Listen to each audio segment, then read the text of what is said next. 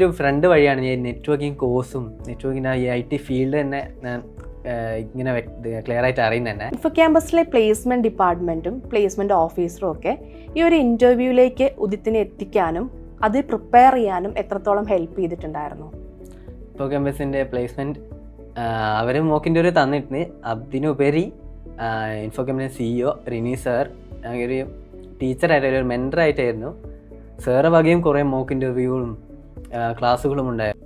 എനിക്ക് ശരിക്കും അവിടെ ടീച്ചർ സ്റ്റുഡൻ്റ് എന്ന ഗ്യാപ്പ് തോന്നിയിട്ടില്ല. അതായത് ശരിക്കും ഒരു ഫ്രണ്ട് മറ്റൊരു ഫ്രണ്ടിനെ ഒരു ഹെൽപ്പ് ചെയ്ത് ഒരു ജോബിലെത്തിക്കുകയോ അല്ലെങ്കിൽ ഒരു ഫിക്സഡ് ആയ ഒരു കരിയർ എത്തിക്കുകയോ എന്ന രീതിയിലാണ് എനിക്ക് തോന്നിയത്. IT എൻ്റെ ഫസ്റ്റ് ഇൻ്റർവ്യൂ ആയിരുന്നു, അതും പേൾ ഡാറ്റ ഡയറക്ടറിന്. അതുകൊണ്ട് തന്നെ എനിക്കൊരു പേടി ഉണ്ടായിരുന്നു.